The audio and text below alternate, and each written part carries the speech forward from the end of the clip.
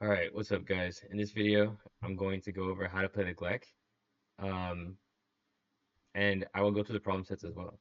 So the Glek is characterized by two knight c3.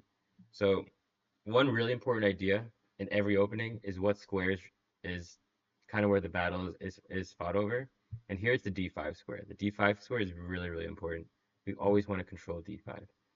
So first variation I'm going to go through is with just knight c6. Knight c6 is always a little bit easier to play against.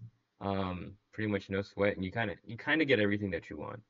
So against knight c6, okay, so the Glek is characterized by fianchetto, e4 with fianchetto. It's kind of like the Catalan of e4, if you want to think about it that way. So g3, and let's just look at bishop c5 first. This is the most common. So bishop g2, d6, and this knight will always go to e2. It's just way easier to play that way. Um, I think if we'll look at this a bit later, but if they go d5, then the knight is better on f3. Um, but in general, we always want this knight on e2, especially against knight c6. So always also really easy to remember too. This is the setup you're going to get pretty much every time. All right, so knight f6, castle, castle, and if they go d6, you always have this idea that's pretty good for white. You can go knight a4 and get the bishop pair. So um, if they go bishop b6, you don't actually have to take the bishop immediately. You can go c3 first. Um, because I mean, if you take, they open up the a file, and what's the rush? If c3, they can't really go bishop a5 because you have b4. So c3, and generally the approach that I like a little bit better is if you can go d4, that's always a little bit better than going for the King's Indian attack. But there are certain positions where the King's Indian attack is very strong, and we'll go over those too. All right, so now if they don't go a6, or if they don't go castle and they go a6, or they go a5, whichever way, they're trying to keep the bishop. Um, Now knight a4 won't work because they can just tuck back to a7. So against a6, here we're probably going to go for this King's Indian attack idea with h3. I think a5 is a bit more common if you're playing someone good. And generally they're going to do it early too, just so I can get it proper in the file. Okay, so here we'll go h5 later. Okay, so let's just say 97. All right, so here we can't go for this knight a4. So we're gonna go for d, or actually what I like better is h3, king h2. Because if you can go d4 in one move, that's always a little bit better. Now this is a really important move right here, bishop e6. Because like I said, the fight is over the d5 square. Here I do not like letting them go d5. I prefer to go knight d5 here, and that way they're just stuck. Like, if they go d5, it's very easy for them to play. They know what they're going to do. They have space. So we just don't let them have the space, and they can't really remove this knight, which is also kind of a good thing. Now, plans here are you could go for king h2, f4, or you could go for some d3, c4, a3, b4 idea, like it's kind of a Botvinnik. Yeah, I think it almost directly transposes to a Botvinnik. Okay, so that's like what we're going to do if they go for bishop e6 and d5. Now let me go over h5, because some people will try to checkmate you. It's a cold, cold world out there. And the way to always deal with h5 is you go h3. Simple. If they go h4, you go g4. And then at some point, I actually like these positions a lot for white. The breaks are even more strong. f4 is stronger and d4 is stronger if you can eventually get it in. And just a way to kind of get d4, a very common way at least, is you can go knight d5, c3, d4 and boom, you have the center, you got space, and you have basically a great Catalan. Um, all right, so I haven't covered this one yet, but I covered here, and I covered here. So now if knight f6, um, we're gonna do the same thing, and probably on PS2 we're gonna see more of, yeah, you can go d4, but we won't get into that. So g3, um, let's just look at bishop c5 first. So it's gonna be pretty much the same thing. Now sometimes they can get d5 in. So like, let me see if I can do this one. Yeah, no, I'll just go over it now. So g3, c6, and here if they go c6 too early, we can actually go d4 and we have a slightly better position. It is a little funky because we're supposed to castle queenside, but we played g3 and we're gonna fianchetto. But this is already pretty good for white. But the proper way for them to do it is bishop c5, bishop g2, and now c6. And they can kind of go for this d5 idea. Now, I still like going knight e2 first better, even though computer slightly likes knight f3. Knight e2, d5, take, take, and d4 immediately. And now we are going to play against an IQP. Generally, Fiend Shadow against IQP is always a little super effective because you don't get attacked and you have pressure on d5. But kind of the problem with this is white's pieces are a little bit weird. If this knight was not here and this pawn was here, it would be great. But the knight is already on c3, so they can kind of have pressure in the middle early. Now, okay, so if they go bishop g4, you always do this. You're going to go knight e2, and then you're immediately going to go h3 after. So even if d4, h3 is the best move. Yeah, it gets pretty gnarly. There's some knight c6 stuff, but always knight e2 and h3. So if castle, castle, bishop g4, we're going to go knight e2, and we're going to go h3 next. Pretty much guaranteed. Same thing. So the position is a bit drawish, but if you get to an endgame, you can grind against the IQP, and don't start moving backwards. I have probably the worst game I've ever played was it's basically a draw, but I didn't want to draw because the guy was low rated, so I started moving backwards and I just got a terrible position. Like literally one of the worst games I've ever played. I was a little bit tilted. Um, so yeah, don't move backwards, and if it is a draw, it's a draw. You will get a lot of opposite color bishop endgames, but you can play against IQP and you have stuff to do there. All right, so basically that's all of PS1. Now let me go over PS2. So we looked at this one. You're just gonna go D4 immediately. Okay, so against here, literally we're looking at it right now. So take and then go for the IQP. If bishop e6, remember you don't have to take on b6. You can go c3 and d4, and you can take basically you take if they go a6 or a5, because then the bishop can run away. We don't want to forget that. We're gonna get this bishop. Don't let it run away, because then this diagonal is a bit annoying.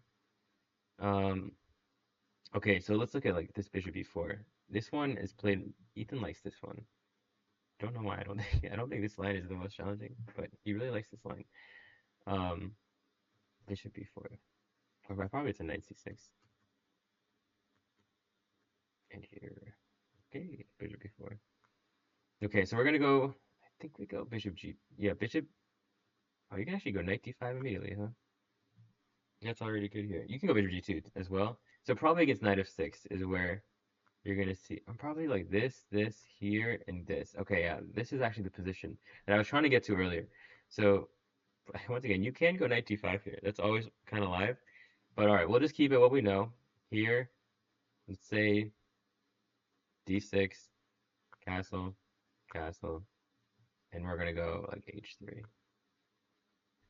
Okay, so here is like a position, especially if they go h6. H6 is a huge like green flag for right now the king's Indian attack is a little bit better. Now I might not go for the d4 break, I'm gonna go for the f4 break because you have a hook. At some point you can always take on h6, or you can go h4, g4, g5, and then just bust open this king. So if you see h6, that's a really good sign that all right, maybe the f4 break is gonna be better. Um, all right, so now let's look at f5. There's one more position I have in my head, but I can't. I don't know how to get there. All right, so let's look at f5. All right, so f5. Okay, so no, generally with g6, you're gonna see more f5. Okay, so the rule here is do not negotiate with terrorists. And what I mean by that is don't engage in this kind of battle. This battle actually kind of sucks. I've played this a couple of times. You trade all the pawns. Like, you can win, but you will never feel safe because your king is kind of like exposed, and the positions are weird. So what I give against this is knight d5, a4, maybe you go. Yeah, so you can go for this setup. This is one, I think, setup that is pretty good. But the one that I was looking at earlier today that I liked a little bit better was A4. And just, if you're not sure what to do, just push one of the corner pawns. That's like one of the easiest like rules of chess. Probably not when you're a beginner, but after you kind of know what you're doing, at some point just take space. So A4, if D6, we're just going to keep going.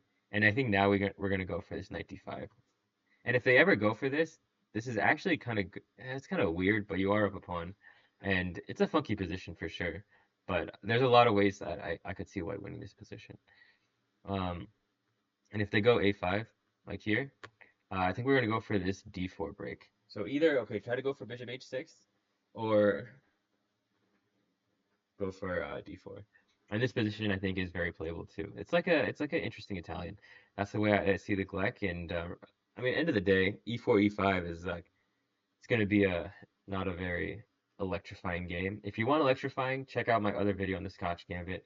Um, but this is a very solid professional way to play, and it's really easy for white to play. You kind of always know what to do. Your pieces go in the same squares. And all right, so we got two positions left that I want to go over. So f5. All right, so bishop c5. This one is kind of annoying, but also it's not bad. Okay, so you have d6. Okay, we have knight a4. So they have to go like a6 first to get to that position. Knight e2. And I think here is generally d6, castle, and then I would say f5. And then we'll look at h5 last. So f5, there's some pretty fire positions here. D4 and B4. Wow. I don't remember when I was looking at this, but oh yeah, we're having a party apparently. So yeah, if they're gonna go for F5 early, like you can just hit them, which is pretty cool. All right, so let's go over this. So bishop takes B4. Yeah, knight D5. I can see where if you get two bishops, you get queen takes D4. That's gonna be great. Um, your bishop A7. Man, sometimes I'm a genius. I don't know how I found this. But all right, let's keep going to the fun house of horrors. So let's say he takes back. Yeah, I'm guessing the light square bishop just becomes a god. And I don't think he's going to make it to castling. So that's another huge reason why white is doing super well here. So if they go for this early f5 idea, we can actually just punish them with b4. I learned something new today. Um, I think there was one more variation that was a little... Okay, I think 97 first is a bit more trying. So here, if they go f5, I don't think we can see it. Okay, this one is a bit more like, oh man, it's not as fun. Once again, we don't really want to go for f5, f4 if they go f5. So we're going to just go control style with king h2, castle, d3. Okay, now the question is, where does the dark square bishop go? It wants to go for it. Please, anything but that. Yeah, I think bishop e3 is bad. The structure is not good. Oh man, so this is the one where we have to go for it, unfortunately. Oh, you know what? Let's try this. This looks pretty fun. Take, knight takes, and knight e4. So probably I would assume he's going to just tuck the bishop back. And yeah, we get some tempos here. This is actually... so if he goes bishop back, you have bishop check and you win an exchange. So you kind of guarantee the bishop pair. So actually f5 is pretty harmless. I was actually thinking it was annoying, but if you know the right ways to play against it, remember, don't try to avoid going d3 first. I would go h3, king h2, because if you can go d4 in one move, it's just going to be a better version. Okay, so that's going to be the f5 stuff. So last but not least, let's look at if they try to sack on you. So actually, it looks a bit scary, I'm not gonna lie, but I played it a couple times and you're actually just fine. Not even just you're fine, you're winning if they do go for this. The super sack. Alright, so d6, 92, knight f6, castle, and here h5. Is probably what we're gonna be looking for. So h5, h3, h4, g4, and knight takes g4. I think knight takes g4 is a bit more common. I will look at bishop takes g4 too. So h takes, generally they go h3 here, is what I see is more popular. And then just the key move is don't go bishop h1 and get, like this is like really ugly, right? Apparently it's just like instant death. Queen h4 is just mate. But also you would never want your king on g2 and your bishop on h1. So we just go bishop f3 here. Queen h4, and I think king h2 is the key move. They can't take this. I guess they can, but you actually have like this super fortress over here.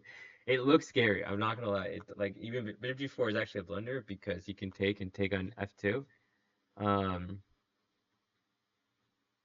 so what else do they do? I see a lot of no queen h4. So bishop f, or let's say okay, let's look at bishop takes g4 now. This one is a bit more tricky. Once again, king h2 is always the solution here. And after h3, now you go bishop h1, and now you see like the pieces are still kind of coordinated good. And I've seen queen h4 a couple times, and basically just give up f2. It looks really weird. You can go f. Actually, you know what?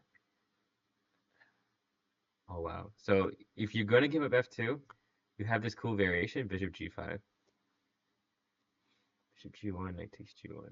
Yeah, I mean, if take and trade, basically you have defended everything, and it's very easy for you to trade queens and bring all the pieces. And that's why this position is pretty good for white when they sack. Is if you do a head count of attackers versus defenders, let's just say bishop takes g4. Right now it's 1, 2, 3 versus 1, 2, so you only have a 2-on-1. And the bigger reason that this is good for white is white's pieces will come in way faster than black's pieces.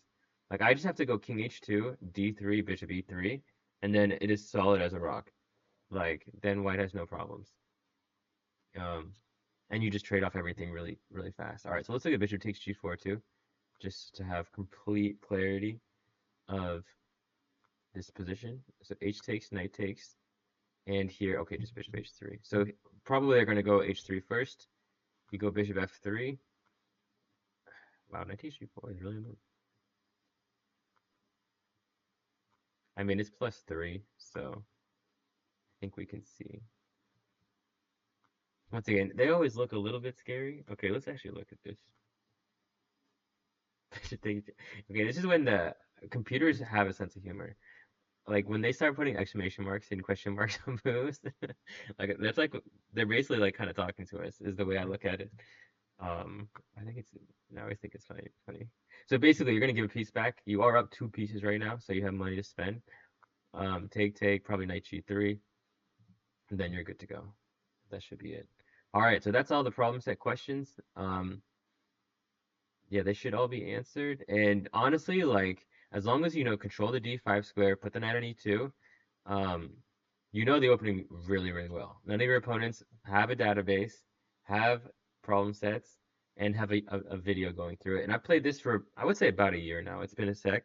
Against some grandmasters, actually against a bunch of grandmasters, and against low raters too. Just don't. I would say the biggest thing is if it's a draw, just take the draw.